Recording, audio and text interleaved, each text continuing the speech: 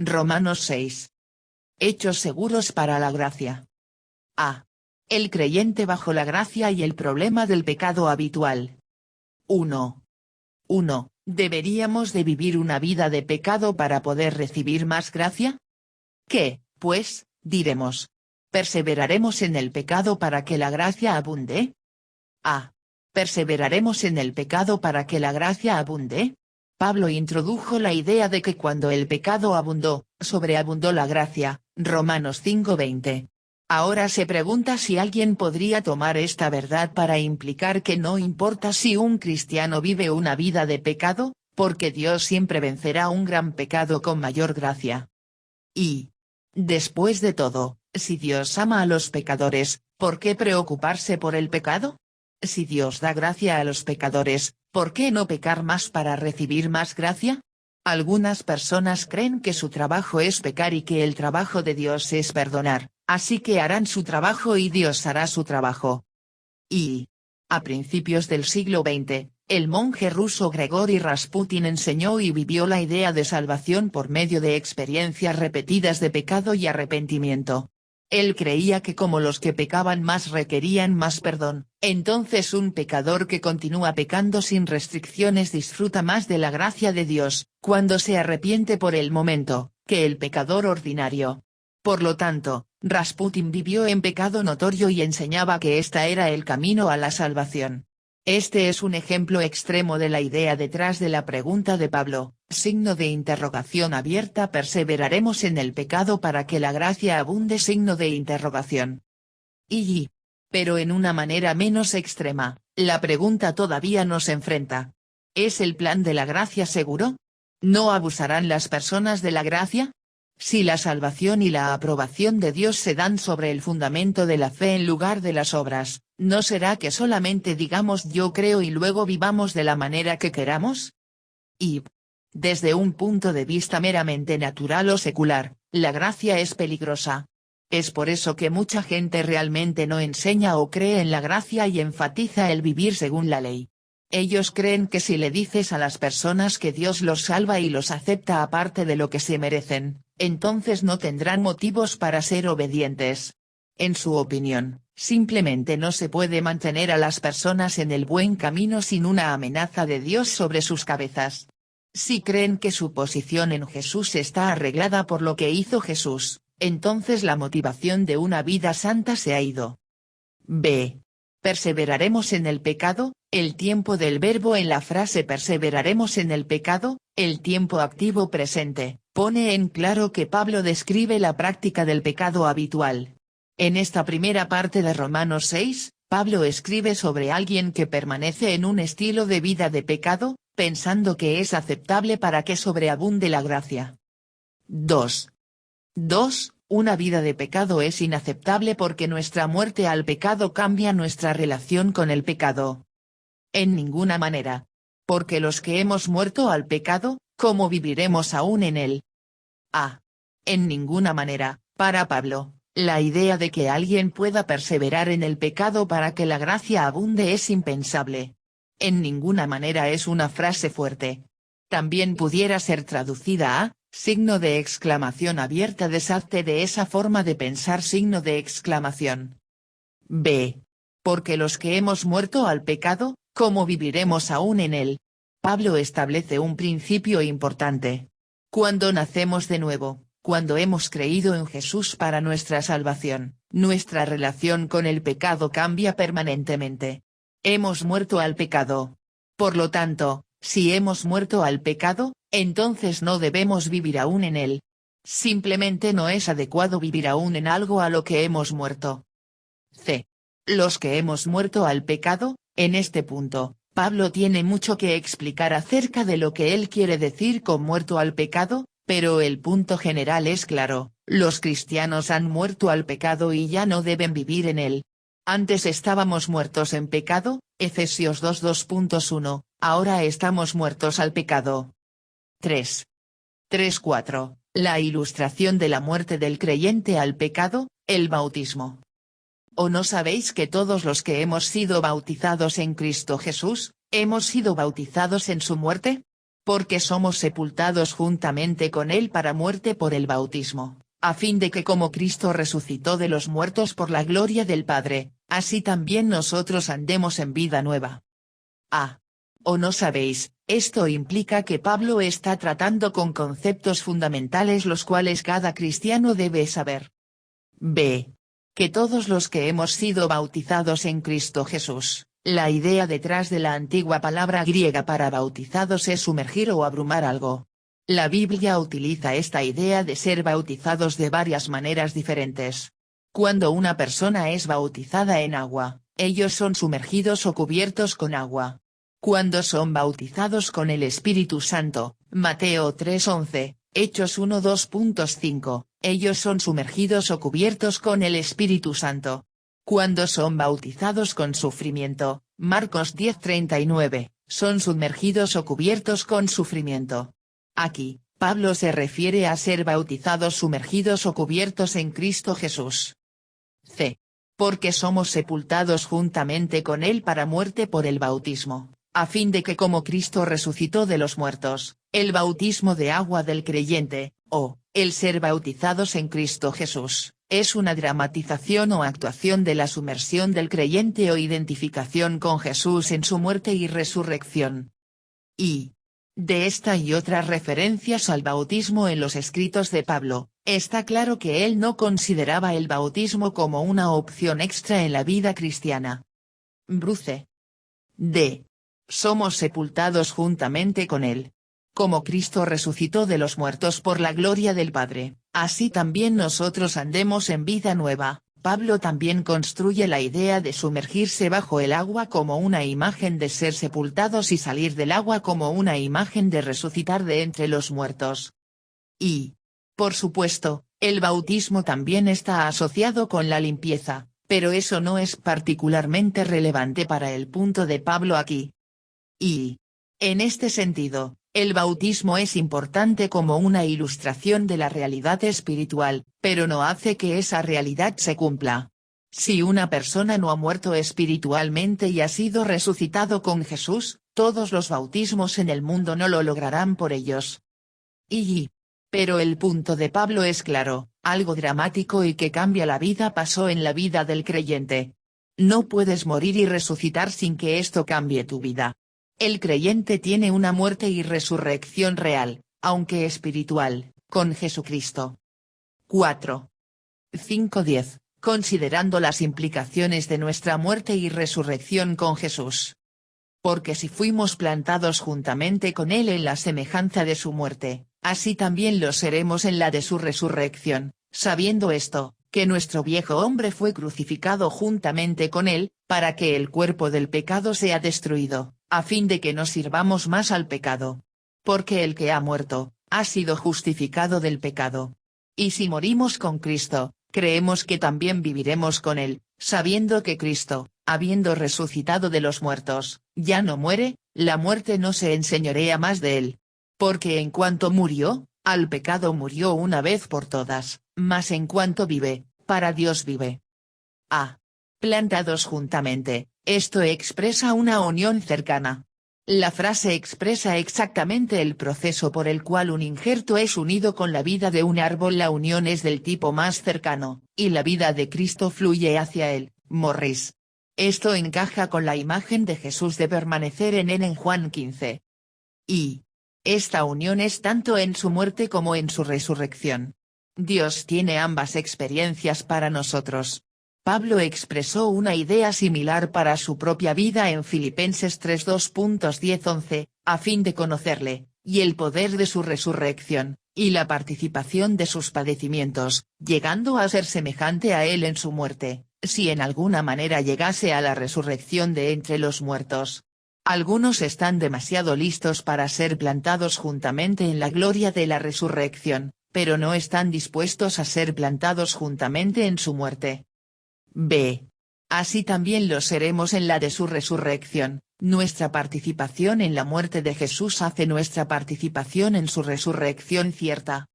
Y es demasiado fácil para algunos cristianos enfocarse solamente en la vida crucificada, y no darse cuenta que es una parte, y una parte esencial, de un panorama más amplio, la preparación para la vida de resurrección. C. Sabiendo esto, que nuestro viejo hombre fue crucificado juntamente con él, la muerte del viejo hombre es un hecho establecido. Esto sucedió espiritualmente cuando nos identificamos con la muerte de Jesús en nuestra salvación. Y el viejo hombre es el yo que sigue el modelo de Adán, la parte de nosotros profundamente arraigada en la rebelión contra Dios y sus mandamientos. El sistema de ley no es capaz de tratar con el viejo hombre, debido a que solo le puede decir al viejo hombre cuál es el estándar justo de Dios. La ley trata de reformar al viejo hombre, al hacerle tratar de voltear la página. Pero el sistema de gracia entiende que el viejo hombre nunca puede ser reformado. Él debe morir, y para el creyente, el viejo hombre muere con Jesús en la cruz. Y la crucifixión del viejo hombre es algo que Dios hizo en nosotros. Ninguno de nosotros clavó al viejo hombre a la cruz. Jesús lo hizo, y se nos dice que lo tengamos como si fuera hecho. En nosotros no había nada para ni siquiera enfermar o debilitar a nuestro viejo hombre, mucho menos para matarlo por crucifixión. Dios tuvo que hacer esto. Lenski. Y en lugar del viejo hombre, Dios le da al creyente un nuevo hombre, un yo que es instintivamente obediente y agradable a Dios. Este aspecto de nuestra persona es aquel que fue resucitado con Cristo en su resurrección. El Nuevo Testamento describe al nuevo hombre para nosotros. Punto centrado del nuevo hombre, creado según Dios en la justicia y santidad de la verdad. Efesios 4:24. Punto centrado y revestido del nuevo, el cual conforme a la imagen del que lo creó. Colosenses 3:10. D. Para que el cuerpo del pecado sea destruido, Dios utiliza nuestra muerte al viejo hombre, la naturaleza del pecado, para liberarnos del pecado. Un hombre muerto ya no puede tener autoridad sobre nosotros, así que debemos de recordar y tener por hecho que el viejo hombre es crucificado juntamente con él. Y los otros dos lugares en el Nuevo Testamento donde se menciona el viejo hombre nos recuerdan de considerarle destruido, diciéndonos que despojemos del viejo hombre como algo muerto, Efesios 4:22 y Colosenses 3:2.9. Hablando estrictamente, nosotros no batallamos con el viejo hombre. Simplemente lo contamos como muerto. Y la maldad entra en nosotros ahora como un intruso y un extraño, y obran estragos, pero no permanece en nosotros en el trono, es un extranjero, despreciado y no más honrado ni disfrutado. Estamos muertos al poder reinante del pecado. Spurgeon. Sea destruido. Si el viejo hombre está muerto, ¿por qué siento un impulso de pecar dentro de mí? Viene de la carne, la cual es distinta al viejo hombre.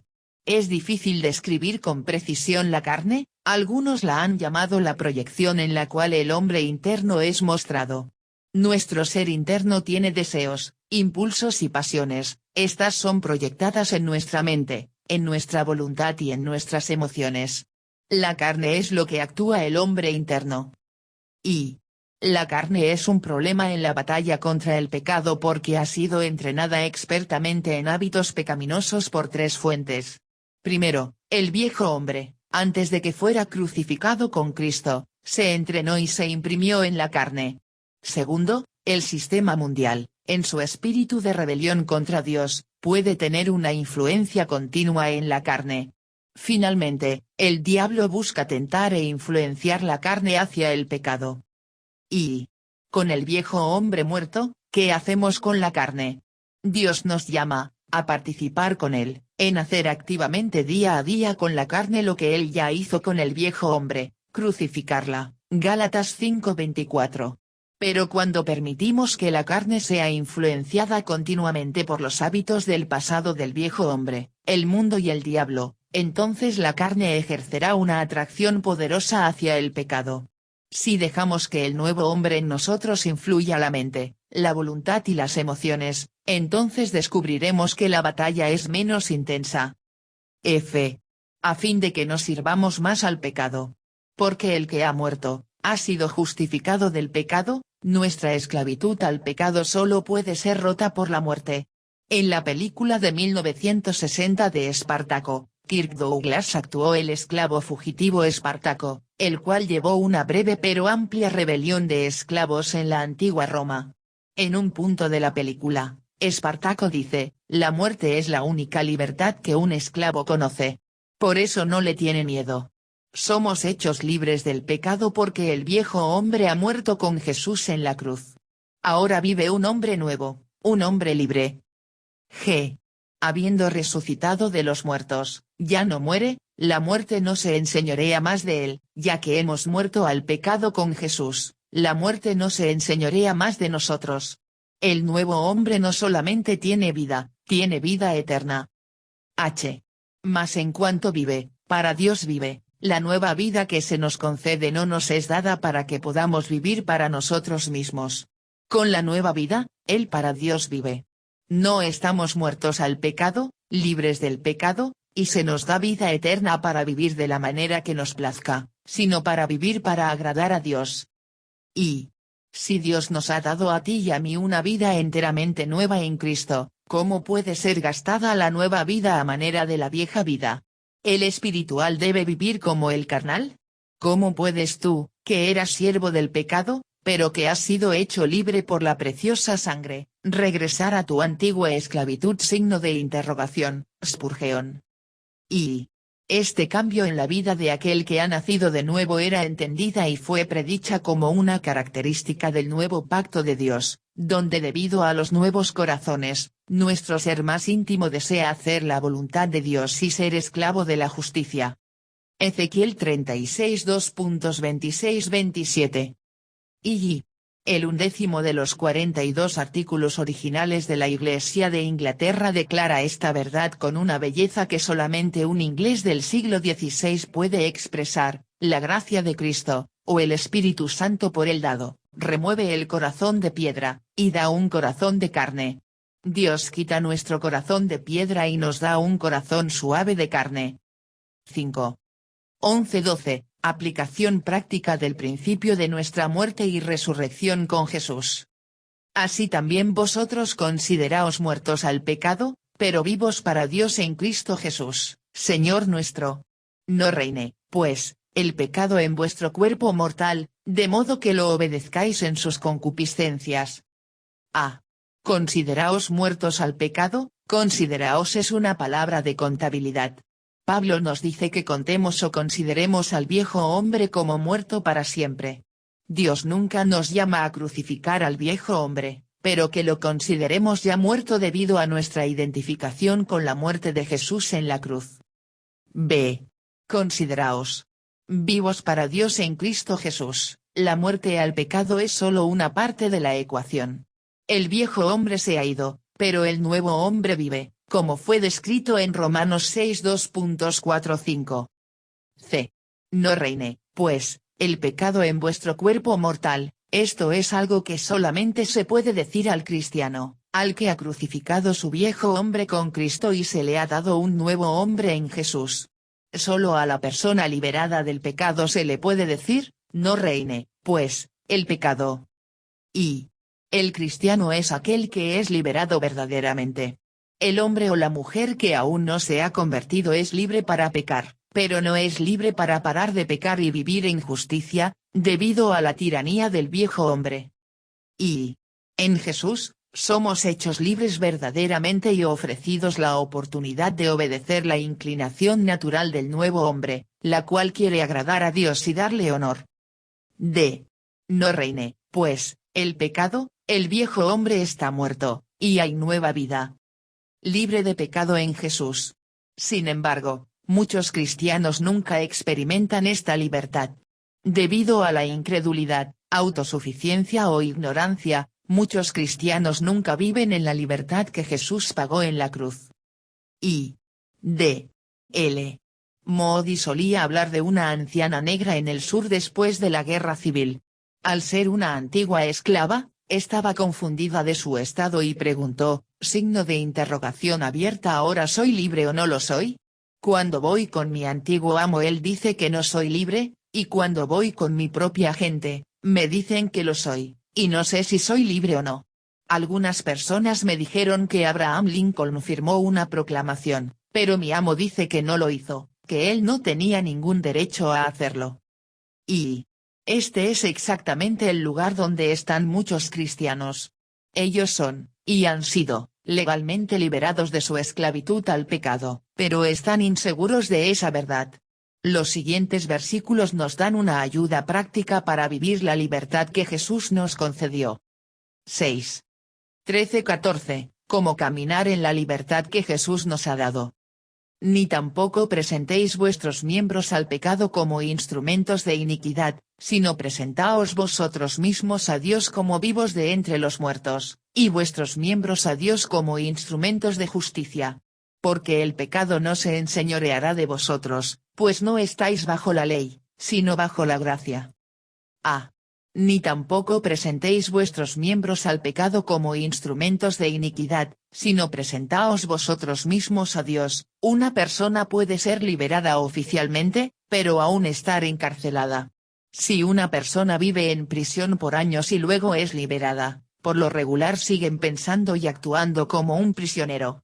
Los hábitos de libertad aún no están arraigados en su vida. Aquí, Pablo muestra cómo construir los hábitos de libertad en la vida cristiana. En el siglo XIV, dos hermanos pelearon por el derecho de gobernar un ducado en lo que hoy es Bélgica. El hermano mayor se llamaba Reinald, pero se le conocía comúnmente como Crassus, un sobrenombre latín que significa gordo, porque era horriblemente obeso. Después de una odiosa batalla, el hermano menor de Reinald, Edward, dirigió una revuelta exitosa contra él y asumió el título de duque sobre sus tierras. Pero en lugar de matar a Reinald, Edward ideó un curioso encarcelamiento. Se construyó un cuarto dentro del castillo alrededor de Crassus, un cuarto con solo una puerta. La puerta no estaba con llave, las ventanas no tenían barras, y Edward le prometió a Reinald que podría recuperar su tierra y su título en cualquier momento que él quisiera. Todo lo que tenía que hacer era salir del cuarto que lo aprisionaba. El obstáculo de su libertad no estaba en la puerta o en las ventanas, sino en el mismo Reinald. Al tener sobrepeso, no podía caber por la puerta, aun cuando era de tamaño normal. Todo lo que Reinald necesitaba hacer era bajar de peso, y luego caminar hacia la libertad con todo lo que tenía antes de su derrota. Sin embargo, su hermano menor siguió mandándole una variedad de comidas deliciosas, y el deseo de Reinald de ser libre nunca le ganó a su deseo de comer. Algunos acusarían a Edward de ser cruel con su hermano mayor, pero él simplemente contestaría: mi hermano no es prisionero. Él puede irse cuando lo desee. Pero Reinald se quedó en ese cuarto por 10 años, hasta que Edward murió en batalla. Esto ilustra con precisión la experiencia de muchos cristianos. Jesús les ha dado por siempre libertad, y ellos pueden caminar en esa libertad del pecado en cualquier momento que deseen. Pero como siguen cediendo sus apetitos carnales al servicio del pecado, viven una vida de derrota, desánimo y encarcelamiento. Ni tampoco presentéis vuestros miembros al pecado como instrumentos de iniquidad. Esta es la primera clave para caminar en la libertad que Cristo Jesús ganó por nosotros. Se nos dice que no presentemos los miembros de nuestro cuerpo al servicio del pecado. La Nueva Traducción Viviente comunica bien la idea: no dejen que ninguna parte de su cuerpo se convierta en un instrumento del mal para servir al pecado. Tus miembros son las partes de tu cuerpo, tus oídos, labios, ojos, manos, mente, etc. La idea es muy práctica: tienes ojos. No los uses para servir al pecado. Tienes oídos. No los uses para servir al pecado. Instrumentos pudiera traducirse a armas. Las partes de nuestro cuerpo son armas en la batalla por una buena vida. Cuando las partes de nuestro cuerpo son cedidas a la justicia, son armas para el bien. Cuando son cedidas al pecado, son armas para el mal. Un ejemplo de esto es cómo Dios usó las manos de David para destruir a Goliat para justicia. Después, el pecado usó los ojos de David para la impiedad cuando miró a Betsabe. Sino presentaos vosotros mismos a Dios. Esta es la segunda clave para caminar en la libertad que Jesús ha ganado por nosotros. No es suficiente quitar las armas del servicio del pecado. Luego deben enlistarse para el servicio de la justicia, y, como en cualquier guerra, el lado con armas superiores generalmente es el que gana. Y la idea es la misma a la manera en que los sacerdotes del Antiguo Testamento consagraban sus cuerpos a Dios. La sangre del sacrificio era aplicada en la oreja, al pulgar de mano y pie, mostrando que esas partes de su cuerpo, y todas las demás, pertenecían a Dios y debían usarse para su gloria. Éxodo 29 2.20. Y nos presentamos ante Dios como vivos de entre los muertos. Esto tiene como primera idea que toda conexión con la vida previa el viejo hombre debe ser eliminada. Esa vida está muerta. Y, segundo, tiene la idea de obligación, porque le debemos todo a aquel quien nos ha dado una nueva vida.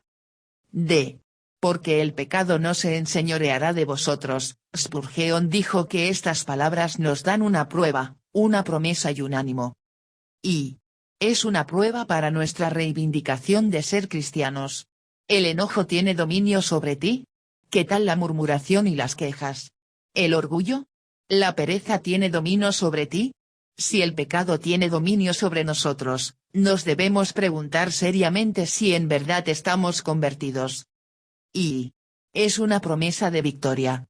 No dice que el pecado no va a estar presente en nosotros, porque eso únicamente será cumplido cuando seamos resucitados en gloria. Pero sí promete que el pecado no tendrá dominio sobre nosotros debido a la gran obra que Jesús hizo en nosotros cuando nacimos de nuevo. Y es un ánimo para la esperanza y fortaleza en la batalla contra el pecado. Dios no te ha condenado bajo el dominio del pecado, te ha hecho libre en Jesús. Esto es un estímulo para el cristiano batallando contra el pecado, para el nuevo cristiano y para el reincidente. Pues no estáis bajo la ley, sino bajo la gracia. Este es el camino, el medio por el cual podemos vivir en esta libertad. Esto nunca sucederá en una vida cristiana con orientación legalista y de desempeño. Sucederá mientras vivamos no bajo la ley, sino bajo la gracia. Y la ley definió claramente el estándar de Dios y nos muestra dónde quedamos cortos. Pero no puede dar la libertad del pecado que la gracia provee. Recuerda que la gracia reine por la justicia, Romanos 5:21. La gracia, no la ley, provee la libertad y el poder para vivir fuera del pecado. Y esto muestra nuevamente que una vida vivida verdaderamente bajo la gracia será una vida justa. La gracia jamás es una licencia para pecar. El tratar estar bajo la gracia como una excusa para pecar es una señal de que uno no está realmente bajo la gracia. Bruce. F. No estáis bajo la ley, sino bajo la gracia. Esta es otra manera de describir el cambio radical en la vida de alguien que ha nacido de nuevo. Para la persona judía de los días de Pablo, el vivir una vida bajo la ley era todo. La ley era el camino hacia la aprobación de Dios y la vida eterna. Ahora, Pablo muestra que, a la luz del nuevo pacto, no estamos bajo la ley, sino bajo la gracia. Su obra en nuestras vidas lo ha cambiado todo. Y Pablo ha contestado su pregunta de Romanos 6:2.1. ¿Por qué no continuamos en el pecado habitual para que la gracia sobreabunde?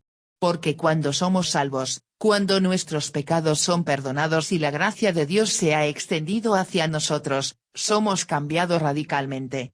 El viejo hombre ha muerto y el nuevo hombre vive. Y a la luz de estos cambios extraordinarios, es absolutamente incompatible que una nueva creación en Jesús se sienta a gusto con su pecado habitual. Un estado de pecado solo puede ser temporal para el cristiano. Como Spurgeon ha dicho, la gracia que no cambia mi vida no salvará mi alma. Y Juan declara la misma idea de otra manera: todo aquel que permanece en él, no peca; todo aquel que peca, no le ha visto, ni le ha conocido. Todo aquel que es nacido de Dios, no practica el pecado, porque la simiente de Dios permanece en él, y no puede pecar, porque es nacido de Dios. 1 Juan 3:2.6 y 9. Y puede que los cambios no lleguen todos al mismo tiempo, y puede que no lleguen a cada área de la vida al mismo tiempo, pero los cambios llegarán y serán reales e irán incrementándose conforme pasa el tiempo. G. Bajo la gracia, Dios nos hace seguros para la gracia al cambiarnos mientras recibimos su gracia, Él nos libera y nos equipa para vivir justamente delante de Él. Ya que hemos muerto al pecado, es impensable continuar nuestra antigua práctica del pecado. Una vez que la oruga se ha convertido en mariposa, la mariposa no tiene ningún negocio en arrastrarse sobre los árboles y hojas como una oruga nuevamente. Y Dios ha cambiado tanto tu naturaleza por su gracia que cuando pecas serás como un pez en tierra seca, estarás fuera de tu elemento, y desearás volver al estado correcto otra vez. No puedes pecar, pues amas a Dios.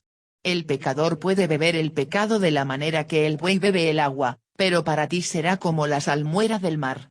Podrás ser tan necio como para probar los placeres del mundo, pero no serán placeres para ti. Spurgeon. B. El creyente bajo la gracia y el problema del pecado ocasional. 1. 15. Una nueva pregunta es hecha: ¿pecaremos, ocasionalmente, porque no estamos bajo la ley sino bajo la gracia? ¿Qué, pues? ¿Pecaremos, porque no estamos bajo la ley, sino bajo la gracia? En ninguna manera. A. ¿Pecaremos, porque no estamos bajo la ley, sino bajo la gracia? Pablo nos ha convencido de que una vida de pecado habitual no es compatible con alguien cuya vida es transformada por gracia. Pero que de un pecado ocasional. Si estamos bajo la gracia, no la ley, ¿debemos estar tan preocupados por un pequeño pecado que se haga aquí o allá? B. Pecaremos, de nuevo. El tiempo del verbo de la antigua palabra griega pecaremos es importante, el tiempo aoristo activo. Indica incursionar en el pecado, no el pecado habitual continuo descrito en la pregunta de Romanos 6 2.1. Y el verbo en el versículo 1 es el subjuntivo presente, el cual habla de una acción habitual continua. El verbo en el versículo 15 es el subjuntivo aoristo, refiriéndose a un solo acto. West. 2. 16-17, principios espirituales que necesitamos entender para poder responder la pregunta. ¿No sabéis que si os sometéis a alguien como esclavos para obedecerle, sois esclavos de aquel a quien obedecéis, sea del pecado para muerte, o sea de la obediencia para justicia? Pero gracias a Dios, que aunque erais esclavos del pecado, habéis obedecido de corazón a aquella forma de doctrina a la cual fuisteis entregados. A. Si os sometéis a alguien como esclavos para obedecerle, sois esclavos de aquel a quien obedecéis, sea lo que sea que te presentes a obedecer, te conviertes en su esclavo.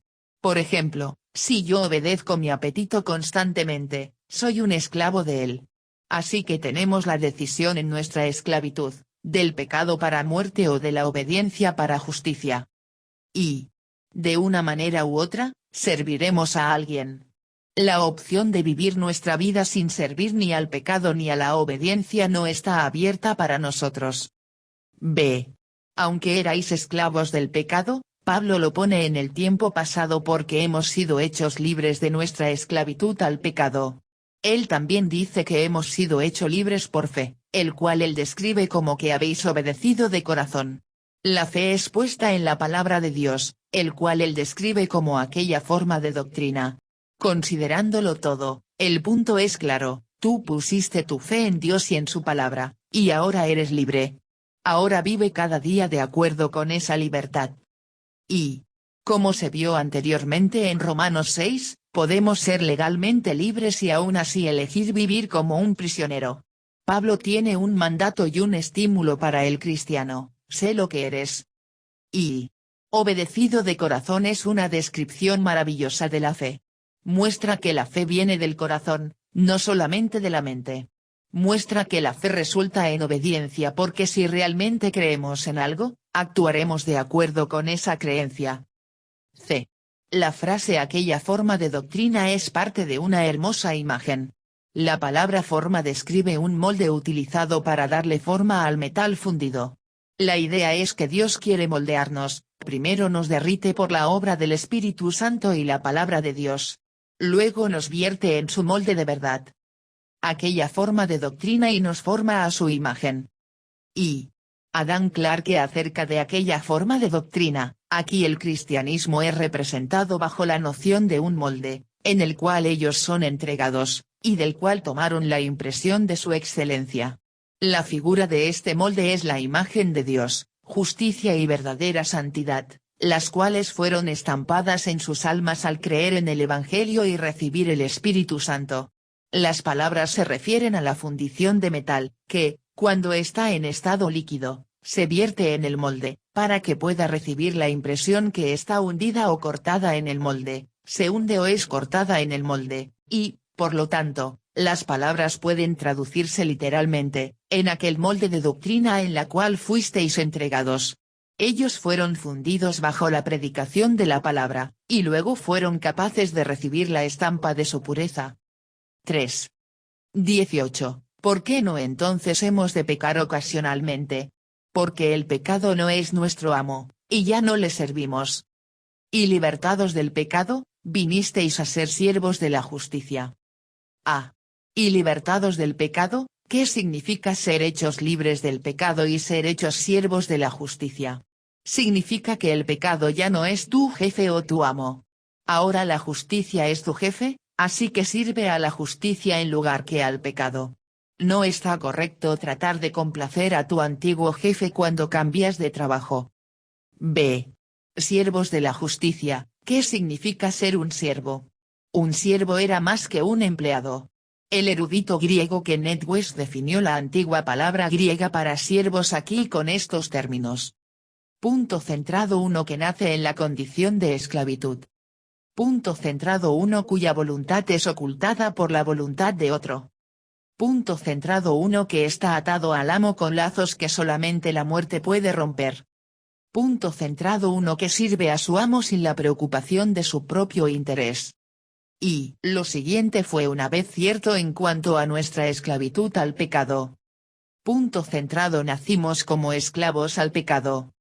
Punto centrado nuestra voluntad fue conquistada y hecha cautiva por la voluntad del pecado dentro de nosotros.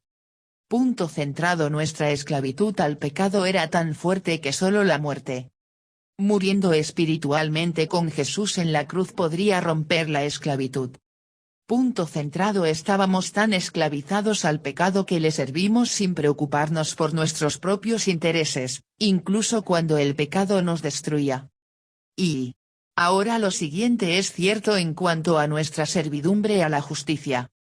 Punto centrado hemos nacido de nuevo, ahora somos siervos de la justicia. Punto centrado nuestra voluntad es ahora superada por la voluntad de Dios. Es su voluntad la que nos importa, no la nuestra. Punto centrado estamos atados a Jesús con lazos que solo la muerte puede romper, pero como Él ha triunfado sobre la muerte y nos ha dado vida eterna, esos lazos jamás serán rotos. Punto centrado ahora voluntariamente servimos a Jesús sin preocuparnos por nuestros propios intereses, egoístas. C. Libertados del pecado, esto significa que nunca más tenemos que pecar. Aunque el pecado es inevitable hasta que nuestra carne sea resucitada en gloria, no es debido a que Dios haya diseñado un sistema por el cual debemos pecar. Y la perfección sin pecado en este cuerpo es una ilusión. El apóstol Juan lo hizo claro en 1 Juan 1:2.8, si decimos que no tenemos pecado, nos engañamos a nosotros mismos, y la verdad no está en nosotros. Pero sabemos que en el poder de Jesús cada uno puede resistir la siguiente tentación, y eso es lo que Jesús quiere que tengamos en mente. Y debido a la fragilidad del hombre, el cristiano a intervalos poco frecuentes cede ante la naturaleza impía y el pecado. Pero el punto es que Dios lo ha constituido de tal manera que él no necesita hacerlo. West. Y es una burla decirle a un esclavo, no te comportes como un esclavo, pero puedes decirle eso a alguien que está en libertad. Cristo Jesús nos dice que ya no nos comportemos como si fuéramos esclavos del pecado. Hemos sido liberados, ahora debemos pensar y vivir como personas en libertad. 4. 19-23, ¿cómo evitar esclavizarnos a nosotros mismos? Hablo como humano, por vuestra humana debilidad, que así como para iniquidad presentasteis vuestros miembros para servir a la inmundicia y a la iniquidad, así ahora para santificación presentad vuestros miembros para servir a la justicia. Porque cuando erais esclavos del pecado, erais libres acerca de la justicia. Pero ¿qué fruto teníais de aquellas cosas de las cuales ahora os avergonzáis? Porque el fin de ellas es muerte. Mas ahora que habéis sido libertados del pecado y hechos siervos de Dios, tenéis por vuestro fruto la santificación, y como fin, la vida eterna. Porque la paga del pecado es muerte, mas la dádiva de Dios es vida eterna en Cristo Jesús Señor nuestro. Hablo como humano, por vuestra humana debilidad. El apóstol Pablo se disculpa por usar la esclavitud como una ilustración, porque era degradante, y especialmente porque muchos de sus lectores romanos eran esclavos. Sin embargo, sabía que esta era una ilustración precisa y significativa. B. Presentasteis vuestros miembros. Así ahora, Pablo repite un punto que hizo anteriormente. Primero, presenten vuestros miembros a Dios como instrumentos de justicia. Esto significa que no nos presentamos para trabajar con nuestro antiguo jefe. ¿Te puedes imaginar? Un nuevo trabajo, y el primer día en el nuevo trabajo te sales del trabajo a la hora del almuerzo y vas a tu antiguo trabajo y le preguntas a tu ex jefe lo que quiere que hagas. Simplemente no está bien. C. La inmundicia y a la iniquidad. Pablo describe un principio arraigado en la naturaleza humana. La inmundicia conduce a más iniquidad. La justicia conduce a la santificación, que es más justicia. Esto describe el poder dinámico de nuestros hábitos. Imagínate a 4 árboles en una hilera, el primero con 1 año de crecimiento, el segundo con 5 años, el tercero con 10 años, y el último con 15 años. ¿Cuál árbol será más difícil de desarraigar? Obviamente, cuanto más tiempo estemos arraigados en un comportamiento, más difícil será desarraigarlo, un principio que funciona para el bien como para el mal. D. Porque cuando erais esclavos del pecado, erais libres acerca de la justicia. El punto de Pablo es casi humorístico. Cuando éramos esclavos del pecado, éramos completamente libres, libres acerca de la justicia. ¡Qué libertad! ¿Qué fruto teníais de aquellas cosas? Para caminar en victoria sobre el pecado, debemos pensar correctamente sobre el fruto del pecado. Porque el fin de ellas es muerte, el producto final del pecado es la muerte, no es diversión. Pero el producto final de la justicia es vida eterna. En un momento de tentación, estas verdades pueden verse irreales, así que debemos confiar en la palabra de Dios. Cuando somos tentados, la fe nos recuerda del fruto amargo del pecado cuando nuestros sentimientos se hayan olvidado de ese fruto amargo. F. Porque la paga del pecado es muerte, mas la dádiva de Dios es vida eterna en Cristo Jesús Señor nuestro. Cuando trabajas para el pecado, tu paga es la muerte. Cuando servimos a Dios no recibimos paga, pero Él nos da gratuitamente el mejor paquete de beneficios imaginable. Paga del pecado, cada pecador se gana esto a través de un servicio prolongado, doloroso y difícil. Oh, qué dolores soportan los hombres para llegar al infierno. Temprano y tarde laboran en el pecado, y no estará la justicia divina en su deuda si no les pagara sus salarios pendientes. Signo de interrogación, Clarke. G. Contestando su pregunta de Romanos 6:15, Pablo lo ha dejado claro, como creyentes, tenemos un cambio de propietario. El cristiano debe luchar incluso contra el pecado ocasional porque debemos de trabajar para y bajo nuestro nuevo amo. No es apropiado para nosotros trabajar para nuestro ex amo.